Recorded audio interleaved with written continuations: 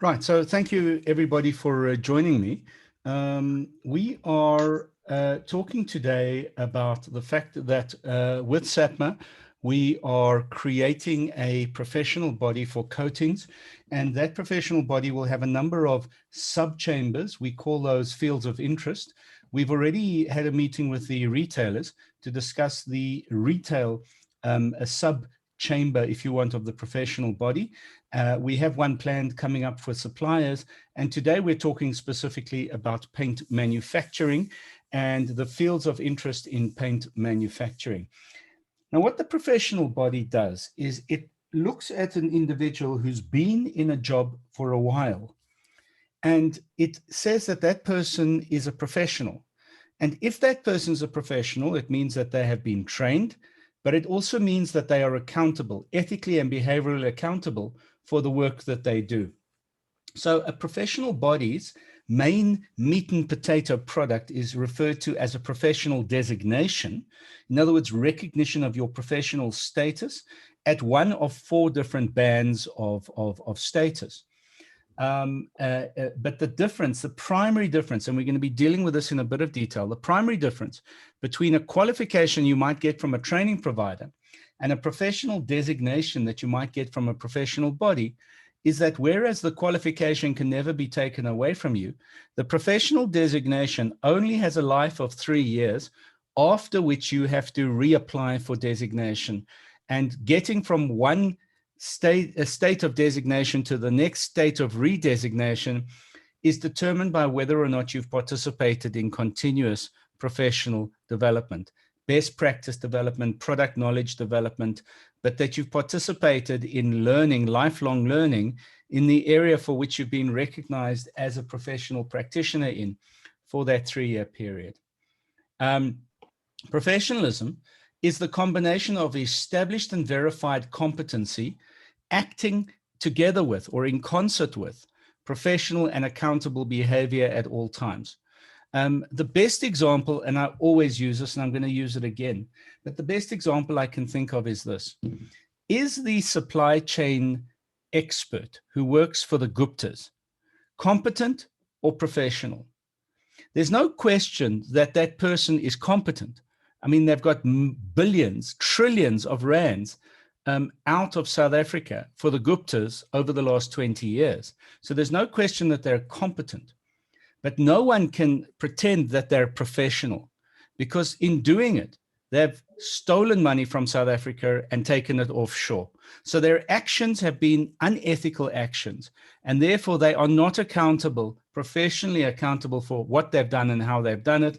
And so as a result, a professional body would never give them a professional designation as a supply chain manager, even though they might have earned a qualification in supply chain management, and they might be absolutely brilliant at what they do and how they do it. So I just want to quickly check that there's no one in the waiting room. No, there's no one in the waiting room. Let's go back to where we are.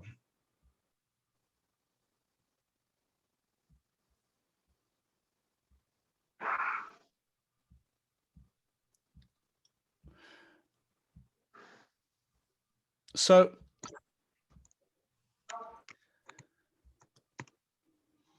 right. Envisage the possibility of surface coatings implementing a system which is capable of defining, of recognizing, and of certifying professionalism amongst all employees and managers. Professional body recognizes that someone who might be at the most entry-level job in your business, but they've been doing it for 20 years, is a professional at that level. Not a paint chemist, but a professional, if you want, a professional assistant or a professional laborer or a professional mixer or whatever it is. But professionalism isn't elitist in the sense that some levels are not recognized or some jobs are not recognized as professionals, whereas other jobs are. Imagine thereafter, once a person has been recognized as professional, continuously developing and refining that person's professionalism, ensuring that it's current and it's reflective of best global practices. And this is the critical thing, that a professional body's main meat and potato thing is lifelong learning. So as much as we want people to become recognized and designated by the professional body as a professional, it's more important that they participate in lifelong learning or continuous professional development once they've been professionally designated. A designation framework is a taxonomy. It's a spreadsheet. And really, it's a spreadsheet which contains multiple designations on different levels. But designations are used to recognize professionals who manage stores, manage outlets, manage departments in companies, who work in technical or operational jobs, who operate as independent practitioners, who lead organizations within a company or within a profession, who might be a quality assurance or a compliance person, who are professionally qualified in designated fields of practice and are technically or operationally active in fields of practice in companies. The framework referred to as a designation taxonomy indicates designation categories and labels which practitioners can apply for and be awarded for a set period. And we say 3 years. The 3-year period, by the way, can be varied depending on the professional body's priorities. But the major point is that there's a life to a professional designation, and then the person has to renew their designation. It's not for life that they're given a professional designation. Designations are organized according to 3 levels. The entry level, or the most rudimentary level, is known as the technical band. Then we've got the operational band, which is where most of the work gets done by the majority of the people who might not be recognized as truly the highest qualified professionals, but they do most of the work in a business or a department. And then obviously the highest qualified person is a professional practitioner. So what we're doing here today is we're starting a process that says in coatings manufacturing, we want to recognize by mapping the jobs to professional designations, we want to recognize the entry-level people in a department, manufacturing business, the operational people in that business, and then the professional people in that business. Then what we want to do is we want to recognize almost on an honorary basis those people who could be considered to be master practitioners. Very often they might be retired, or they might be moving towards retirement, but they certainly will have worked in multiple aspects of the coating industry or coating sector. So they might have worked in supply, they might have worked in manufacturing, and maybe even worked in retail, so that we can recognize them as master practitioners.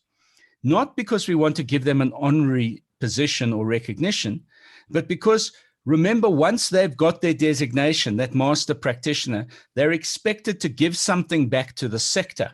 And that giving it back to the sector is via what we would refer to as continuous professional development. So either they'll develop people or run workshops or run master classes, write articles, or lead organizations. So every one of these people is expected to participate in continuous professional development once they've been professionally designated or recognized by a professional body, whether they're the entry-level professional assistant, or whether they're an operational person, or whether they're the fully qualified professional person, or even whether they're the person who is recognized as a master practitioner in the manufacturing sector in the country.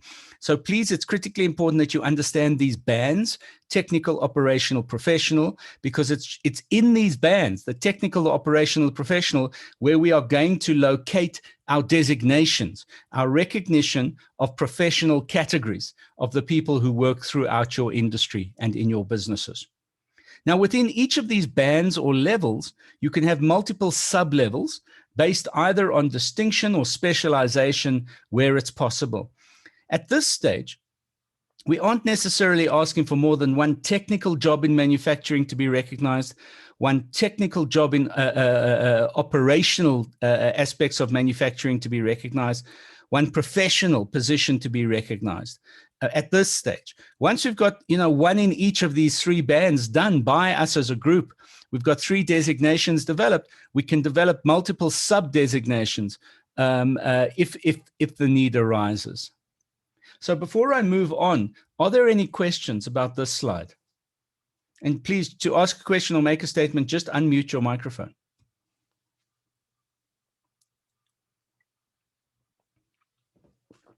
Okay. I'll tell you what I'm going to do, though, because I don't want to rush through it. Leon, what's your job? I'm a trainer. So you're a trainer. So you wouldn't really be recognized within the coating manufacturing framework. You'd be recognized as a professional practitioner within the education and training framework. Am I right in saying that? Yeah, so I am recently, well, the past year or so, I've been the company's training manager, but I've been a sales manager, I've been a marketing manager, so I've been in different levels of the business, and I've been a financial manager in the past before I joined this business. So let's just unpack those. So a sales manager, so within the manufacturing taxonomy of professions, we would have a sales manager who works within a manufacturing company, and we'd most probably locate that particular designation at the professional practitioner manager category, or operational for that matter. But I'd imagine at the professional practitioner category of management within the manufacturing sector. Training, on the other hand, the professionalism of training has more to do with how you train than in fact what you train. And so because our professional body will eventually be registered by the South African Qualifications Authority, we want to know where not to tread. We do not want to tread on the toes of another professional body that might have established taxonomy for training practitioners at the entry, the operational and the professional levels. But instead, we want your company to say that if you're a trainer, we want you to eventually have a professional practitioner designation from the professional body for education training practitioners. Thanks for that, Leon. Caroline, can I ask you, what's your job?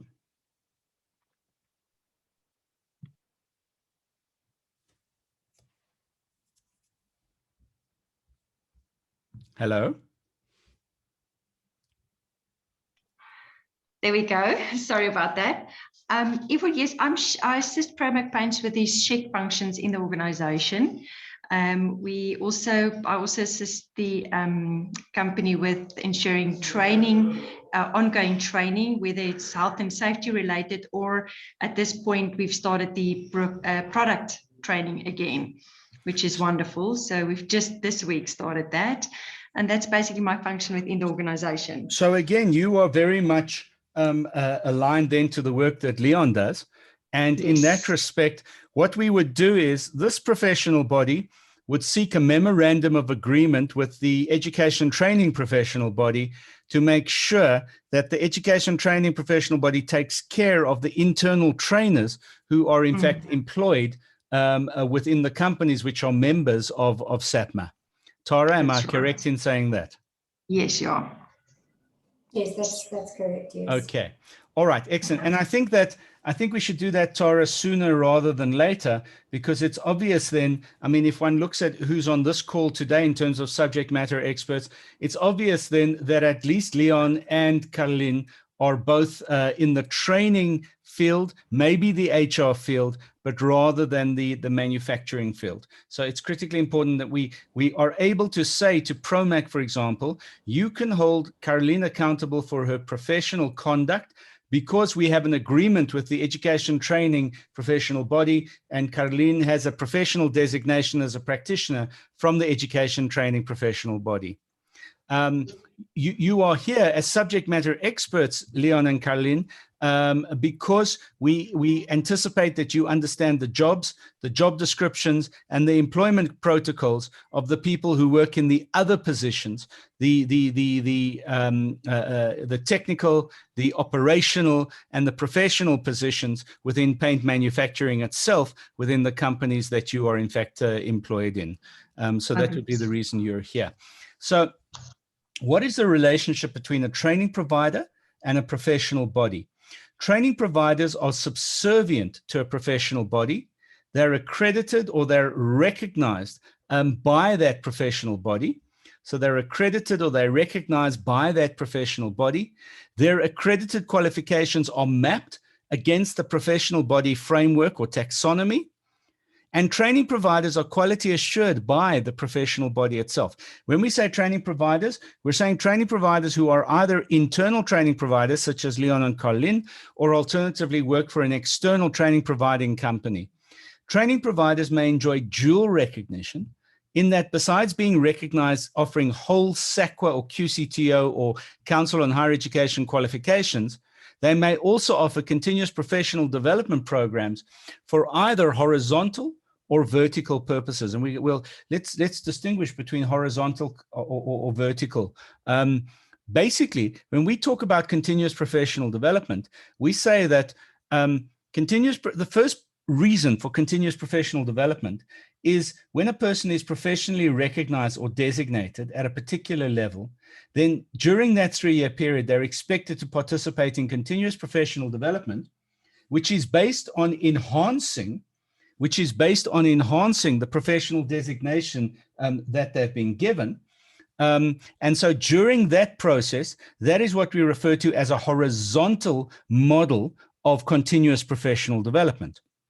However, if a company wants a person to move from a technical to an operational designation, or from an operational designation to a professional practitioner designation, then they can use continuous professional development. So for example, an operational person, or rather a technical person, can participate in the operational continuous professional development that's available so that they climb the ladder from technical to operational or from operational to professional. And that is what we refer to as vertical continuous professional development. So a professional body will have the flexibility to either on a horizontal basis offer continuous professional development so that people can retain professional recognition, or so that they can move from one level to the next level and become more and more senior and be promoted to more and more senior positions within their company. So I hope that that is clear. So a qualification is offered by an accredited training provider. Once earned, it can't be withdrawn. Even if it's outcomes-based, it's normally formulated within the framework of academia and is minimally responsive or engaging with the world of work. On the other hand, a professional designation is completely owned and is completely regulated by social partners, organized labor and organized business. And a designation can be withdrawn and is awarded not only for evidenced competency, but additionally for professional and accountable behavior. Think about my Gupta supply chain practitioner for a second. So a professional designation has formative accredited qualifications, which are mapped to them as pre-qualifying requirements. So Tara, let me give an example here of the paint chemist. The paint chemist qualification is offered by the University of Port Elizabeth, Nelson Mandela University. It is offered because it is accredited under the Qualification Council for Trade and Occupations. However, we say that for a paint chemist to be recognized by the professional body as a professionally designated paint chemist in the coatings manufacturing sector, that person has to have that qualification from Nelson Mandela University as a prerequisite qualification, leading towards them being processed for professional recognition. Then in addition to that, they have to have certificates of good standing or performance appraisals from their current employer. We stipulate that they must have been practicing in a particular job category for a particular number of years, maybe 5 years, as a paint chemist in a SAPMA, member company. And only then, if there is a certificate of good standing from SAPMA, because there are good references from the company they work for, will we give them a professional designation as a paint chemist, because we're satisfied with their academic credentials, they've got the qualification, we're satisfied with their years of practice as a paint chemist, and we're satisfied that they're in good standing with their association or in good standing with their company, because the company has confirmed that they don't have any warnings, which are live warnings on file. That's when we give them professional recognition. And that's completely different to a qualification. You can get a qualification without any of the other things having to be in place. That's the big difference. One of the big aspects, well, the reason that SAPMA, the South African Qualifications Authority, has moved from originally recognizing only statutory bodies as professional bodies to in 2010, implementing the opportunity for private professional bodies to also register with SAPMA.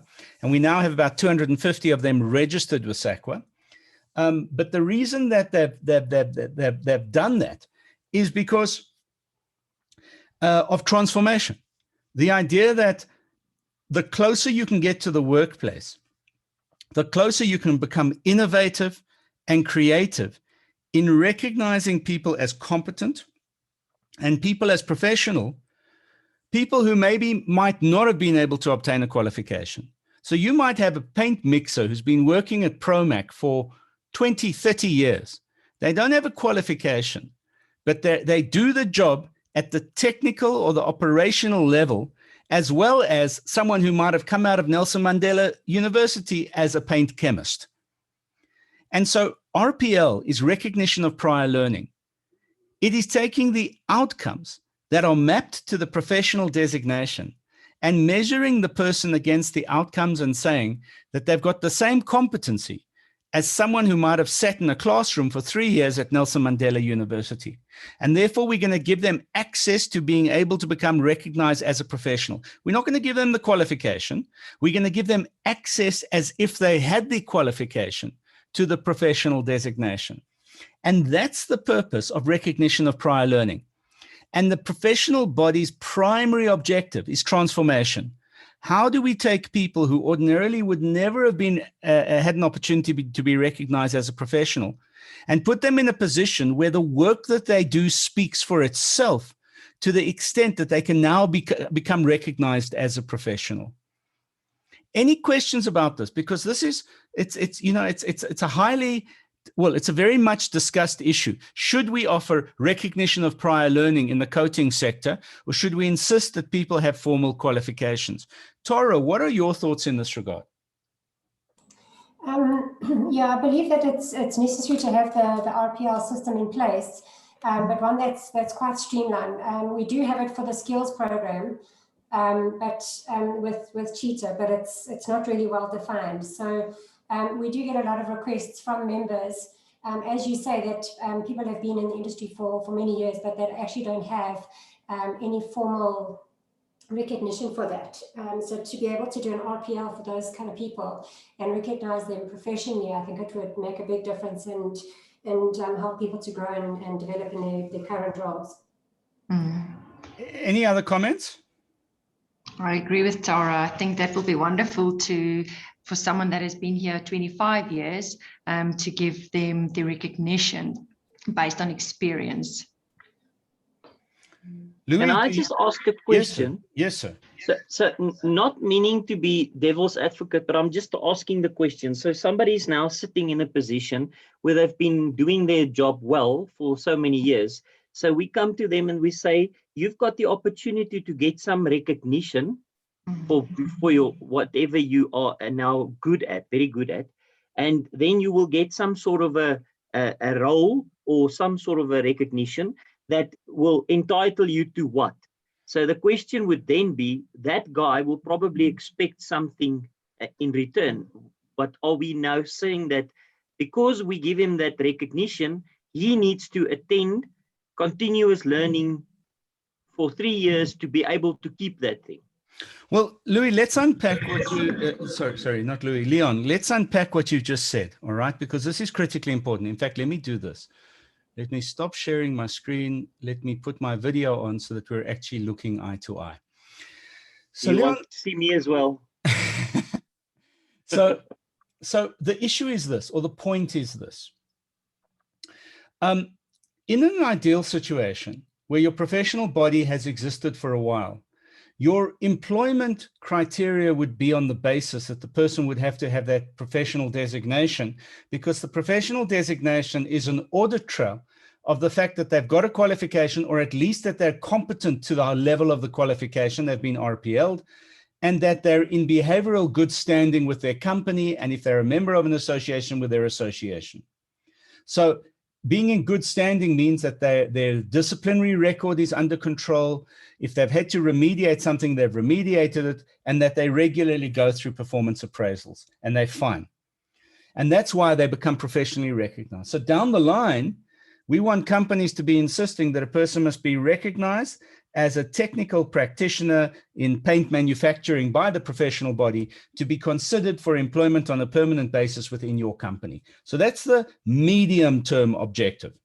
The short-term objective is, hey, Mr. Assistant, we're going to give you a year during which time you need to become professionally designated as a professional technician in the manufacturing sector. For you to retain your position in the company, or alternatively, at a later stage, for you to be considered for promotion.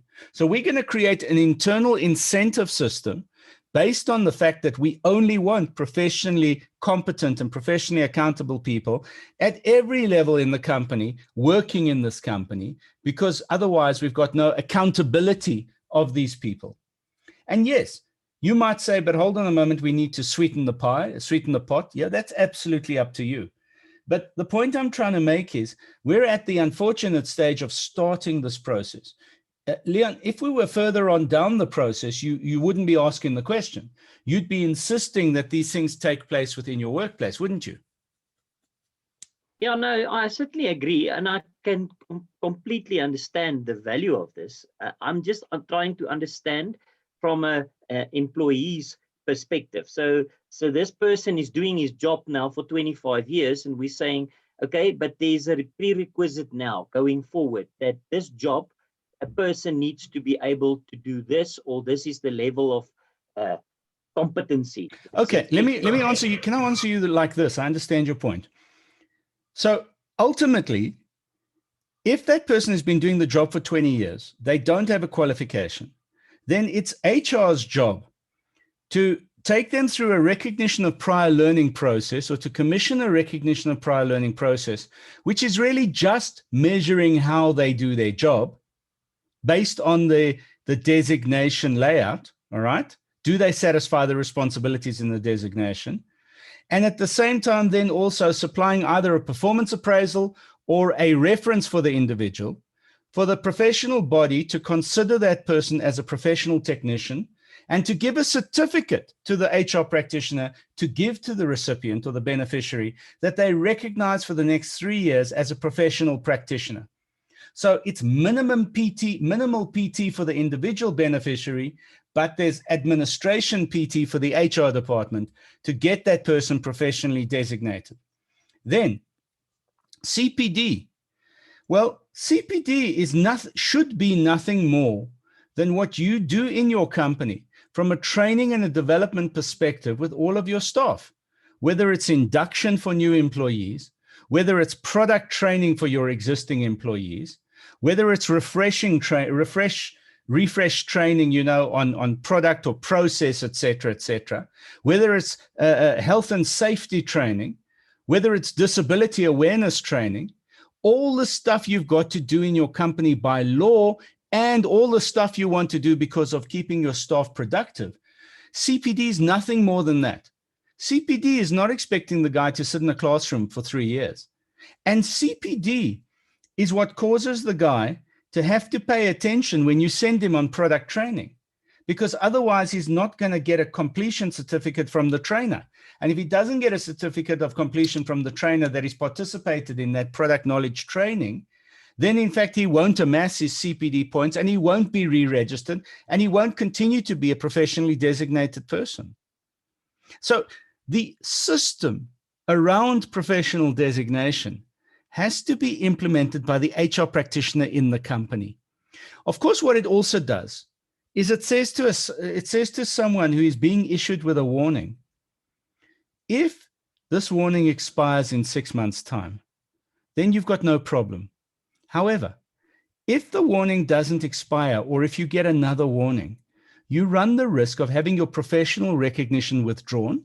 And if you have your professional recognition withdrawn, where it's a prerequisite for you retaining your job in this business, you run the risk of being fired.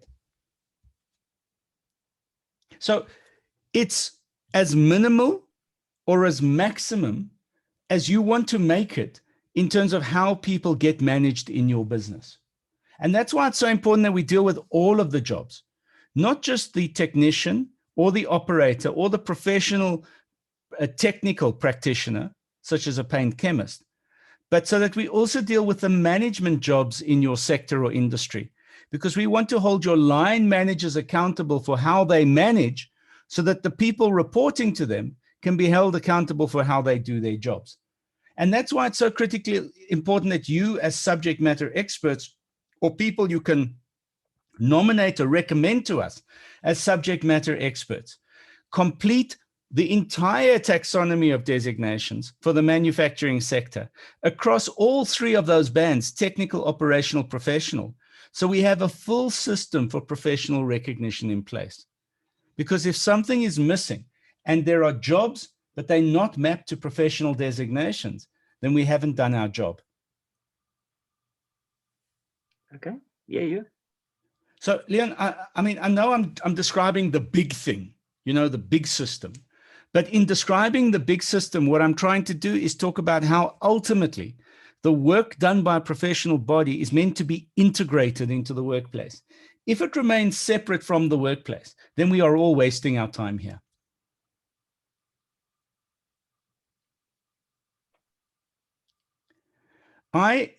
One of the big arguments in creating any professional body is about how much recognition of prior learning should feature. And I think that certainly technically, and Tara, correct me if I'm wrong, this is not a rhetorical statement, but I think that certainly technically, the vast majority of people that practice in paint manufacturing, coatings manufacturing, do not have qualifications. We'll be lucky if they've got matrics, but the vast majority of them do the job rather than have a qualification to train them to do the job. So they've learned to do the job by trial and error. And because of that, a major priority of the manufacturing sector, I believe, needs to be recognition of prior learning rather than necessarily offering qualifications. And I'm putting it out there for you to comment. Tara, first of all, you, Zinkler, you, Carlin, you, Leon, you, but I really am interested in your telling me, hold on a moment, you're wrong. The majority of people have qualifications to do what they're doing. But I'd really like to hear from you in this regard. You're actually right, especially in our powder coating department. You'd be very lucky to find at least 10 people with matric. So a lot of them that have been working there for years and years, they don't have any formal qualification or even grade 12. So Zinkler, let me say this to you. There are two ways of accommodating those people. We either establish one very rudimentary level of technical professional designation. So I'm just going to be rude and say general laborer professional designation. So he's a professional laborer in the manufacturing sector. And we establish, and to do that, we have to map a qualification to that designation. So we'll say the qualification we're mapping to that entry-level designation is grade 8, just for argument's sake. So we're saying if we were to employ a new person in the job, we would want to employ them at grade 8. If there is an existing person in the job who's been in the job for 5 years or longer, we will accept that they operate at least at a grade 8 level. And then the next technical designation might be a technical assistant, where we would expect them to have a grade 12, a grade 10 or a standard 12, and therefore that they've got their matric, and having a matric certificate, they would operate then at a technical assistant role within the sector. And then you could use either vertical continuous professional development or your performance appraising process to move them to higher and higher designations.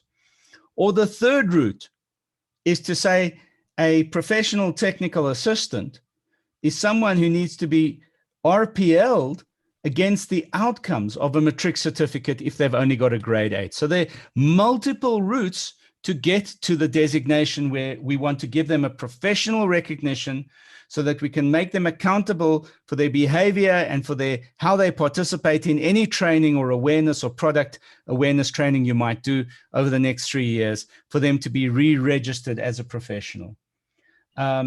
Because I think you're quite correct. I think you'll be very surprised that there is a large number of people don't even have matric certificates who operate in this sector. Tara, I don't know how you feel about what you've just said. Yeah, I think in your entry level, if I could call it that, or a plant-based level, there's a lot of people that probably don't have a matric and got years and years of experience, but don't have formal qualification or even a matric. But certainly, as you go up through your different levels, your qualifications will definitely be there. But definitely on your I would probably say on plant-based level is where you'll have more of your RPLs that need to be taking place there. So I'm going to play devil's advocate, Tara, and I'm going to say this. I would wager that the only professional people in the average manufacturing company are the paint chemists, and that everybody working at the technical level and everybody working at the operational level within the department don't have primary qualifications in paint manufacturing. They might have some continuous professional development short courses, but they don't have primary qualifications. Caroline, how do you feel about that? I think you are 100% right, but I know within our organization, we also look at complexity of the job or the area the employee will be working in. But I do know from a professional point of view, I think you're right. The chemists would be the highest qualified employees, except for if you have an industrial engineer working within your organization, assisting with operational functions within the organization. I think that would be the two highest qualified, maybe an MBA. But yeah, for us, that's how we look at it. Short courses, definitely. I know some of our lab assistants and also working in the R&D lab, they would also have, it was compulsory to also participate in some short courses in relevant to the area that they would work in, but it wasn't compulsory in all areas of in the organization. And Caroline, I'm going to go a stage further because when I do these exercises within industries, we tend to get to a stage where we end up looking at the elephant in the room. And the elephant in the room, believe it or not, is very seldom the technical people. Technical people don't have qualifications, but they can quite easily slot into professional designations because of their experience and their contribution to the company. The real elephant in the room, excuse me, where most of the work needs to get done is that your team leaders, supervisors, first line managers, those people have no technical qualifications as managers. They have not been trained as managers. So very often, they're the best paint mixer who becomes supervisor of the paint mixer department, but with no supervisory training. It's just because they're best at what they do, they make them a supervisor. And so you neutralize two positions, the best paint mixer and the supervisor position, because the guy's just not had training. And yes, eventually he'll become competent as a supervisor through trial and error and mistakes. And so that elephant in the room is very often going to be, and Tara, I think it's important to note, because I think this cuts across retail, manufacturing, and supply, that we need to have a very strong focus, separate focus on management, the technical management levels, which is team leader, operational, which is supervisor, and first line manager, which is professional manager in your departments, which are maybe generic designations which cut across all the fields of interest in coatings. Because very often that's where your major problem comes in terms of how your company is running and how your departments are running. Leon, I don't know if you agree or disagree, because you've been in those positions previously. Yeah, so all of the positions I've been in is not in manufacturing. Okay. So, and this is very applicable to manufacturing, and that I completely agree. So being more a professional position in many of my instances, the positions require professional qualification. But Fair enough. I can clearly see that the manufacturing, we're talking about the manufacturing side, which is predominantly the discussion, that's very applicable. Right. Okay. Well, thank you for that. I think that was a critical discussion. And also, Tara, I think it gives us an indication of what we have to do and how we have to do it, moving ahead with knitting the fields of interest, manufacturing, supply, and retail together as well, under generic designations as much as under specific designations. It just gives us an extra impetus of work that needs to be done. So that's recognition of prior learning. So I've spoken about the horizontal and vertical continuous professional development. I'm not going to labor the point. And I've just spoken about fields of interest. So the reason we got you guys together is not because we're going to do the job now to develop the designation taxonomy, but because we want you to help us identify, besides yourselves, we want you to help us identify professional subject matter experts who know the jobs enough, maybe HR practitioners, but who maybe line managers, who understand the jobs themselves enough, sufficiently within the industry of manufacturing to help us, number one, identify all of the jobs, and number two, help us identify the management jobs as well as we build our taxonomy or spreadsheet for the manufacturing sector, but in the process, identify generic designations which might apply to other fields of interest, retail, retail and supply, as much as it applies to manufacturing. So what we need you to do is we need you to nominate to us people we can invite as subject matter experts to this party besides yourself, so that our next meeting will be with all of our subject matter experts, where we deal with the meat and potato stuff of what a designation looks like. And just to give you an example, this is just a picture of what a designation would look like, where you identify the title of the designation, you link that title to jobs, you identify the underlying qualifications plus the short courses you might require a person to have completed to be professionally recognized, and then a maximum of 10 outcomes or responsibilities, which are all exploded by success indicators, and then an idea of how they're supposed to be assessed, amount of experience a person should have had, the kind of experience they should have had, and the evidence that we should be taking into account. And so that's a picture of a designation. I've just taken one completely out of coatings just to show you. But that's what a designation would look like within a designation framework. At that stage, we're ready to start considering applications for people to be assessed against this designation in a very simple way, because we don't want to complicate people becoming recognized as professionals, because the test will be whether they can retain their professional recognition by their behavior on the one hand, and that's their HR behavior, their IR behavior in the business, but equally by the fact that they participate in continuous professional development, no matter how minimal and what kind of CPD might be required down the line. So, Tara, so this is our job.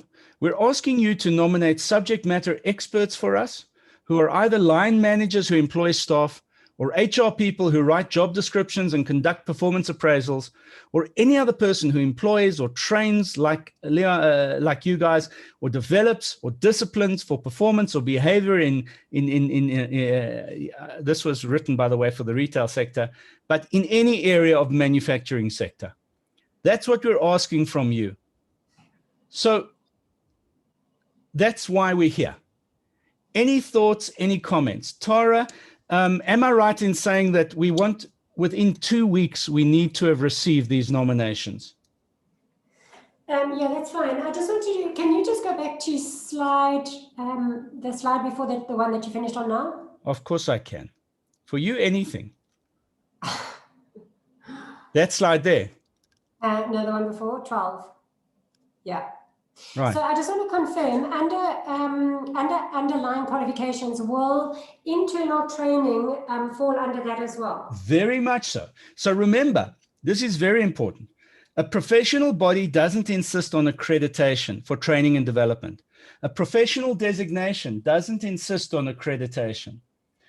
A professional body is owned by the social partners, organized business, organized labor. It's not owned by SAPMA, the QCTO, or academics.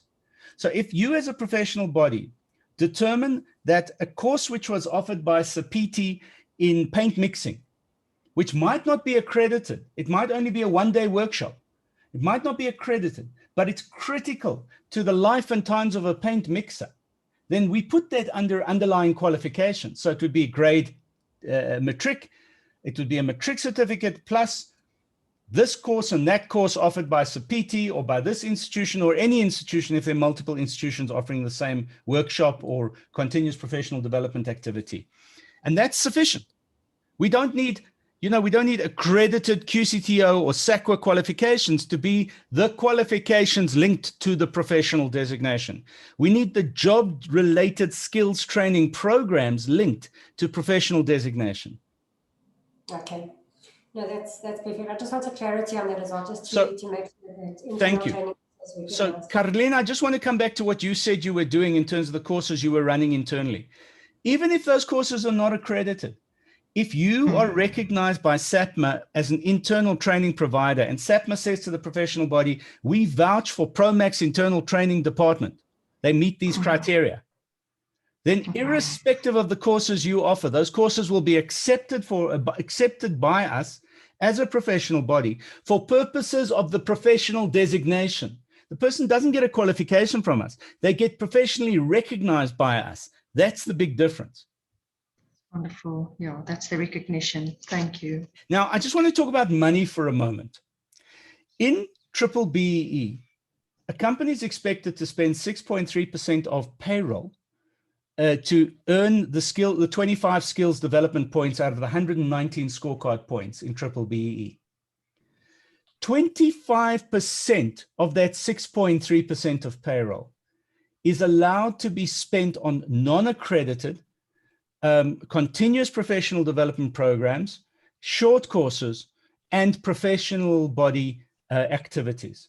So if you wanted to run a workshop in paint mixing, just for argument's sake, and it was going to be run by Stephen, just for argument's sake at PROMAC, that's perfectly acceptable. And 25% of your 6.3% of payroll budget can be spent on doing that. In other words, you can be saying, well, Stephen's time is worth X. We've done it in our facility. That's worth Y. So that whole program constitutes up to 25% of the amount of money you should have spent on skills development to earn your triple BE points for that skills development element. It's wonderful to know. Okay. Any other questions here?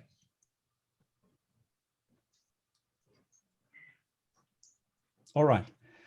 So, Tara, I think it's critically important that everybody who was going to attend the workshop will be sent a link to today's presentation, and we must ask them all to make nominations, either of line managers or their HR practitioners or whoever it is, so that we are in a position to put together a subject matter expert group for the manufacturing of paint to be able to help us develop the designation framework for paint. Perfect. As soon as I get the link from you, then I'll send it out to everyone that I had on the list that did attend or didn't attend. So I'll just include it on there. Fantastic. Well, ladies and gentlemen, thank you so much for attending. Sorry we started a little late. I hope you have found value in this discussion. Definitely did. Thank you, Ivo. Really appreciate. Good. Thank you. Thanks very much, guys. Keep well. Thank you. Bye-bye.